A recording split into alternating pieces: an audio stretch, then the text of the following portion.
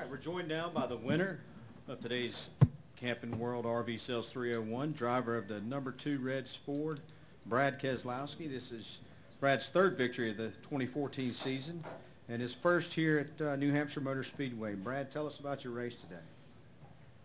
Well, that was quick. Usually Kerry stays there for a few seconds. Get to the point. You're on it. Where do I start? The team was just really on it today. We really really feels like we hit our stride, and I'm just, I'm kind of quiet and somber because I want to soak it all in. I don't want this moment to go away so quick. It seems like when you get in victory lane and you're rushed around left and right, you don't really get a chance to soak it in. And this was such a phenomenal weekend. And these don't happen that often, and that's what makes it special. And you try to appreciate them and enjoy them, and hope that there's more, but not count on it. Because these are big deals, winning races at the Sprint Cup level, sweeping a weekend, and it's all possible because of the hard work and effort from everyone at Team Penske. I can drive the heck out of a car, but you can only do so much. You got to have a good horse. And we had that today, so I'm just really, really thankful and happy with the form we're at. We're also joined by crew chief of the number 2, Mr. Paule Wolfe. Paul, can you talk a little bit about your strategy for today's race? Yeah, well, it was definitely a tough call for us all day.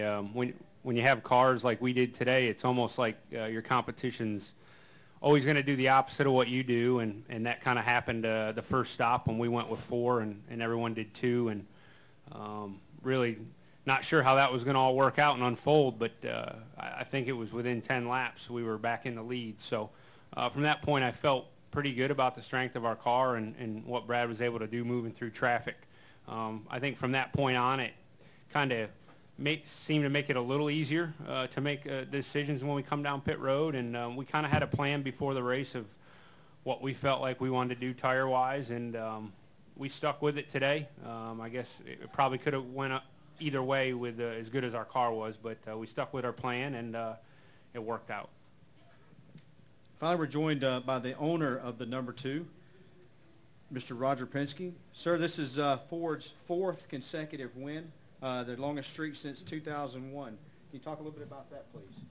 Well, great. It's certainly, I want to thank Brad and Paul for just an outstanding weekend. I missed Kentucky and didn't get a chance to see the dominant Ford Fusion during that race. But for the weekend, certainly Saturday, yesterday, and the nationwide for Ford, and again today, we made the move when Dodge decided to exit the sport, and came with Ford, and they've been nothing but supportive, from an engineering standpoint, and the whole management team, Mark Fields all the way down, is just really behind this program, and that makes a big difference. They want us to win. They want to give us what we need to win. And I'd have to say that you couldn't ask for a better weekend. Ironically, I've already gotten 4 or 5 emails from the top people at Ford. They're watching it every day. Their dealers are watching it, and to me that makes a difference. So we're excited. And Paul, great calls today. Watching Brad today, and I get to see it from up on top. I've never seen a car, but at the end of the day, you can have a great car if you don't have the best driver. And I can tell you today, there was nobody out there that could beat him. And it was just a great execution for everybody. Thank you. We'll now take questions. If you'll raise your hand, we'll get a wireless microphone to you. Right here. Rob T. Youngson of thepodiumfinish.com. This first question is for Red Keselowski. When you have a good car like you do today, even if you lose track position, how awesome was it to know that even if you went from 1st to 6th, that you could pass those guys who took 2 tires? And well, I knew we had a great car. Is it Rob? Yeah. I knew we had a great car, Rob, and it was just you don't take it for granted. I think someone else asked me the same question. When you kept falling back in the pack, did you think it was going to be easy pickings to get up there? No, I didn't. I knew it was going to be tough, and it seemed like each and every time it kept getting a little harder. Guys keep working on their cars and getting a little bit better, and from our perspective, our car was so fast you hate to do anything to it because something could happen. So that was kind of how I was feeling about it, but thankfully we were able to get back up there and make the most of it. Absolutely. And the second follow-up question is, after the struggles you guys had last year when you didn't get your first win until Charlotte in the fall, How gratifying is this season so far, knowing you got 3 wins and right now you're sitting atop the points lead in the chase grid? Yeah, it's gratifying in a lot of ways. I don't think it's just that we have 3 wins. You know, I think it's that we're leading laps. I think we were fast last year at this time, but we weren't executing. And this year we're executing, which is really important as well. And we have a lot of momentum, and I think we have a lot of potential still left in our team that we got to keep working to get to, because you know everybody's going to turn it up a notch when the chase comes, and we know that. And we need to have another gear to grab to be able to run for a championship here in 2014. And you know, I think we're close, but I want to keep pushing. And you know, I'm committed to getting another championship. I know Roger and Paul sitting next to me are committed to it, and we want to make it happen. So it's a good feeling for sure. We'll go Nate and Dan. Nate Ryan, USA Today Sports. I have 2. Brad, first of all, following up on that, you've talked a lot recently about how you feel like the team is back in 2012 form, and you know, given Hendrick's struggles today and the way you guys performed, does it feel a little bit like it's starting to be like 2 years ago again, where you guys were that strong? Well, I think in a lot of ways we're stronger than that. You know, I don't think we've had this much speed before, and we had tremendous speed today. And I think there's potential left, like I said, with different things. So that's all very encouraging to me. You know, I feel like I'm in a really strong rhythm right now. I think some of last year's struggles put me in a spot to work harder and become a better race car driver. And I think we're combining all those things, and we're seeing the fruits of that labor with, you know, like I said, more to come. And secondly, for you and Paul, usually when we monitor team radios, we hear teams talking about taking 2 tires or 4 tires. You guys apparently take Jack or MGD or Miller Lite or Red. I was wondering if you could edify those of us who don't have number 2 decoder rings on what you guys are doing on those stops and why you might be doing it. We would, but Roger'd have to kill you. So he likes to run fast, and you know, it's just part of the game. You know, we don't want to get caught behind, and you know, when you're fast, everybody's trying to beat you, and they want to know what you're doing. So you know, we don't want them to know that. How many of those do you have? Enough. A 6-pack. Hey, that's good. Go ahead, Dan. Dan Gelson, the Associated Press. Brad, for those of us who didn't get out there, was your victory celebration as flawless as your race today? And yeah, you know, I don't have any new cuts, so that's good. You know, apparently I got to win more, and I'll get better at it. So it's part of the experience. did you handle the lobster? Were you a little worried? We about did. that? I think everybody got to hold the lobster, and we're looking forward to eating the lobster this week. So I hear they're going to overnight the meat. So. All right, we're going to go up to the press box, and we'll come back to Dustin. Louis Frank Reuters. Brad, don't worry, it's an easy question. You deserve a weekend off, but after a dominating weekend like this, does it take anything away as you head into the Brickyard? I think there's a lot of different ways you can look at that, Louis. That's a kind of a glass empty or half full, or however you want to take that type of question.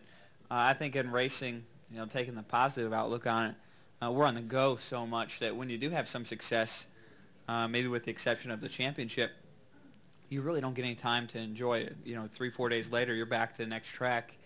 And in between that, you're really doing media and other commitments. So for me personally, and I know for the team, to have a couple of days, I think about 8 days to really soak it in before we head off to Indy, I think that's a real pleasure for us and something that we can enjoy. And then obviously a little bit of rest is never a bad thing. We've been hitting it pretty hard as well. So I think that's kind of the glass half full outlook. At least that's how I look at it. Dustin. Dustin Long, MRN.com. For Brad, maybe Paul can answer too. You guys have the dominating weekend this weekend. You didn't test. Hendrick Motorsports burned one of its 4 tests this weekend, still couldn't beat you. Childress tested, MWR tested, Ganassi tested.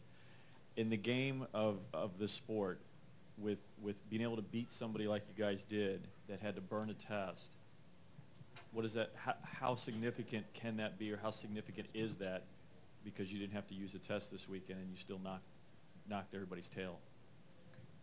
Well, I don't think a test guarantees success. You know, it just maybe higher your probability. We tested here last year. I thought we had a great test, and I thought we had great cars, and things just didn't come together for us, whether it was execution, strategy, whatever it might have been. So, testing just, increases your probability, but it's never a guarantee. But, going back, I would have definitely wanted to have that test. I wouldn't have turned it down. And so, in that respect, who knows? Maybe they'll come here in September and clean house, with what they've learned. So I don't think it's fair to really evaluate that off of just today. I think in a broader picture that those things work themselves out. We have one more in the press box. Brad, Michael Vega, Boston Globe. Was the four-tire pit strategy born from any concerns you had about the track and its conditions at the end of the nationwide race? And two, when you went to two tires, it seems like you were really on it and made up a huge gain on that, even the first corner going from 9th to 5th, I think, on the restart. Can you talk a little bit about that juncture of the race when you felt like there was a sense of urgency kind of coursing through everybody? Well, as the races come towards the end, there's always a sense of urgency, but I think Loudon has seen kind of an increase in that. There's always different strategies, no tires, 2 tires, 4 tires. We saw Kyle Larson in one run and didn't take any tires, and we had 4. And, heck, it took us 10, 15 laps just to get to him, trying to clear through the dirty air and traffic that is part of the struggles here at Loudon. But I think that's part of why the racing is so good here, and I think looking at it, you saw the restarts 2, 3 wide. I think I was 4 wide at one time with someone. I think that's really fun to do, and I hope it's fun to watch because it sure is from my seat. But I think that's part of the fun, and our strategy was obviously not the same as everyone else, but it worked out, and I'm not really looking back. Go back here and then Kenny. Brad, Kyle Magda, Speedway Digest. Did your car handle different on the 2 tires or 4 tires? Well, the cars always handle a little bit worse when they don't have new tires. Loudon has a lot of tire wear, and 4 tires were definitely a pretty good handling advantage. And I have a follow-up. You ran the Red Zappalil car today, and you dominated, and you won, and you also dominated Pocono, and you almost won. I mean, are you going to run the Red Zappalil car more often? Yeah, you should talk to their marketing guy. It's been good for us so far. I kind of feel like I let Pocono get away, so in that sense, let's keep running. We will save it for the chase. Kenny? Yeah, Kenny Bruce with NASCAR.com. Roger, you've been in the sport a long time. You had a guy out there running second today that was involved in an accident with somebody that's, some people say, doesn't need to be out there because of his age. When that incident occurred, what was going through your mind? Well, Morgan's a good friend of everybody in the garage area. He's a good friend of mine. We've tried to support him. Obviously, he was not doing anything out there that he expected to do, have someone in an accident with him. So, I told Joey, look, you can't go back and fix it. Obviously, you saw when Brad came up to him later in the race, he slowed down to get everybody by him. So, look, that's just, we're in the race. I mean, he's a guy, and that's the great thing about the sport, that if you want to tee it up here and bring your car and have a team, we let him run. So I don't feel bad about it other than the fact that Joey got knocked out. I think we had a, real good car there. He was running second at that time. And obviously at that point you say, damn, but at the end of the day, it's, we got to move on. Right here, PR. Yep. Steve Richards of PRN. My question's for Roger. Congratulations, first of all. Kentucky, you were very confident in your race car. You predicted that Brad would win the race. Were you that confident this weekend? I'm not sure when I said he was going to win the race. I never do that, so I'm not sure when we were talking about that. Look, I knew that, I watched him yesterday. I think the fact that he takes the time and effort to run on Saturday, I think that gets him in a rhythm. It's proven that way time and time again, he and Joey, and obviously with Ryan Blaney. But, he said he had a good car, but we've had good cars before, we thought. We got in the race and we didn't execute. But today, I think the 4 tire stops are the right way to go. We were really, on the cautious side rather than trying to hang it out, as Paul said. We did one thing that did something different. But I would say when you look at the restarts today and look where that 2 car was and what they did in the first 2 or 3 laps, that just shows you how strong the car was and how good the driver was. We'll go Jim, then Dan. Right back there. Jim Under, Charlotte Observer for Brad. Just messing with you. In the back. Oh, yeah. A couple times this weekend and recently, you've kind of gone out of your way to say how much you appreciate the opportunity you've had, the team that you're with, the cars that you get to drive. I just wondered, was that a conscious fact? Are you kind of going out of your way to try to make sure maybe you didn't appreciate it along the way or recognize it the last time, or is it just the way you feel about this team this season? Yeah, I don't know. I don't really know how to answer that one. You know, racing is a bit of a roller coaster and up and down. You know, and we've been on the high end a lot. Certainly we are this year. And we haven't been on the low end, but we've been very close to having a lot of wins this year that just didn't come together. And it's enough to make you look around and just say, you know, or think, what am I doing wrong, and where are we at? And then you know, you think about that stuff and realize that sometimes that's just the breaks. You know, sometimes that's just how the sport works. So I think in that regard, it makes you certainly appreciate when things do come together. You know, I think I'm probably in a better place personally than I've ever been, which is a reflection of that and why I, you know, enjoy it so much more. And it means more to me.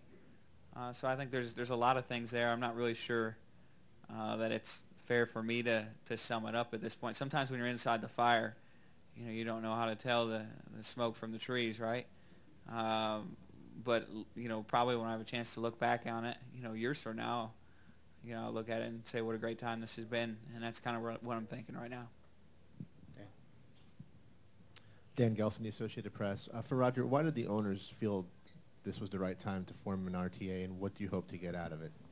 Well, as I said earlier today, someone asked me about the RTA, and what I said, really, it's very simple. I support it 100%, and Rob Coughlin is really what he said, I think communicates the message for all the owners. But why now? Was there something that triggered it? Really, Rob has made the comments in reference to RTA. I don't really have any other comments. What about you, Brad? What do you think about it?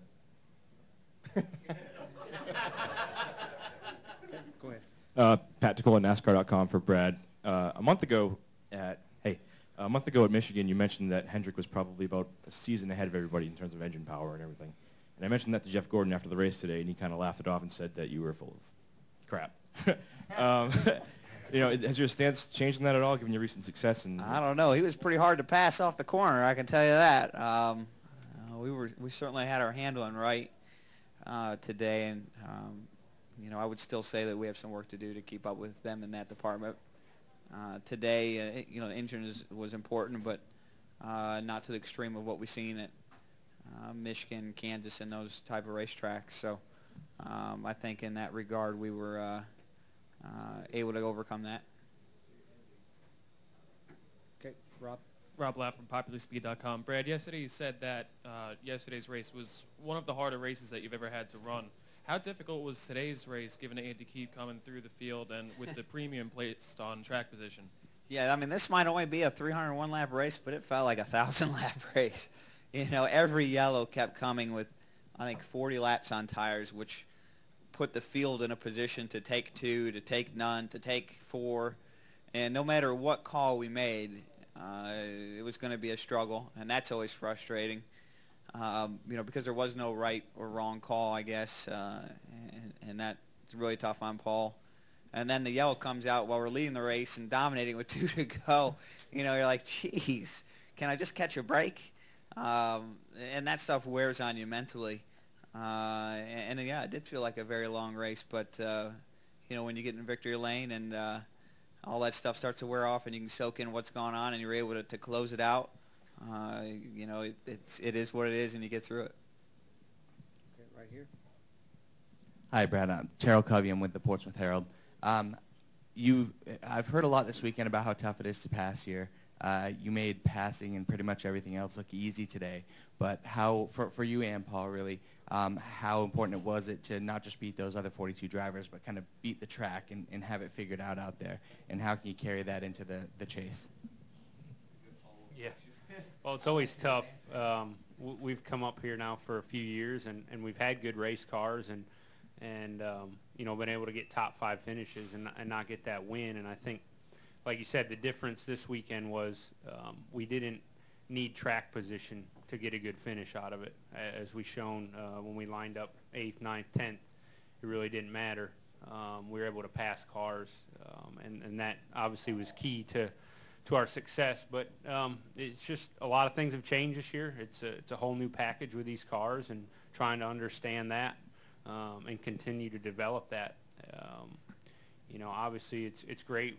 We didn't have to use a test, and we're able to come here and have the success we did. But I feel like by the time we come back here in the chase, that we'll have developed and learned so much more about these new rules that probably the setup we ran today won't be as successful as it was today, you know, in September. So with that being said, we need to keep doing what we've done this year, and that's not only work hard but smart. You know, I mean, everyone in this garage works hard. I mean, that's what it takes to compete at this level, but you have to work smart too, and right now all the guys at Team Penske have been doing a great job at that, and we're going to keep pushing and keep the pressure on everyone to finish through the summer here.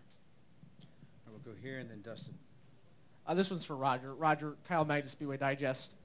The end of the 2012 season, you changed manufacturers. How have you felt of your Cup team's performance since the switch? Well, I think that, you know, obviously, you know, with Dodge, we had great success in 2012. We had been working with that car and that manufacturer for probably a dozen years, if I go back many years. So the switch was obviously new. I mean, we had to understand the aerodynamics, you know, the new package. Obviously, putting together an engine program with Roush Yates where we were not the ones that made the calls every day was important to us. But I'd have to say that from the top to bottom at management at the Ford Motor Company, Edsel Ford, obviously, great friend of mine, and was very instrumental in, you know, getting us, you know, come over to Ford, and just Mark Fields, now the new CEO, and Alan Mullally, all these guys, you know, put their hands out and said, look, we love you to join the Ford camp, which we've done. And I'd have to say that it's been a great move. You know, obviously you've got with Toyota and Chevrolet, we know those people. They're great competitors. But to me, I think we're in the right place. We have a team that is working together. I think it's very transparent with Ford, what we're doing. And at the end of the day, I'd have to say it was the right move. Thank you. Dustin? Paul, this is maybe overly simplistic, but when you have a car as strong as it is today, how easy or difficult is it to basically just call for 4 tires a lot of times? I know speed, when you have speed, you can dictate things, and that kind of puts you in maybe a safer zone as opposed to the gambling. So how much of a calculated gambling was this, or was this in essence an easy day on the box because of that? I think that's a good question, and it's tough making those calls every weekend. And like I said, after the first stop when we were on 4 and guys were on 2, and we're able to see the strength we had. You know, I don't know that it's ever easy, but it does ease your mind a little bit when you get buried back in the field, knowing that as good a car as we had, that, you know, if we could stay out of trouble and have a clean couple laps, we would eventually be able to work our way back to the front. And so I guess from that point, it definitely makes it a little easier to know that we're on a different strategy than the guys are racing. But at that point, you know, when you're in situations like this, the guys around you are going to a lot of times do a different strategy than you do, just because that's their only hope of beating you when you have a car like we did and performance like we did today. Gentlemen, congratulations. Thank you very much. Thank you, everybody. Appreciate it.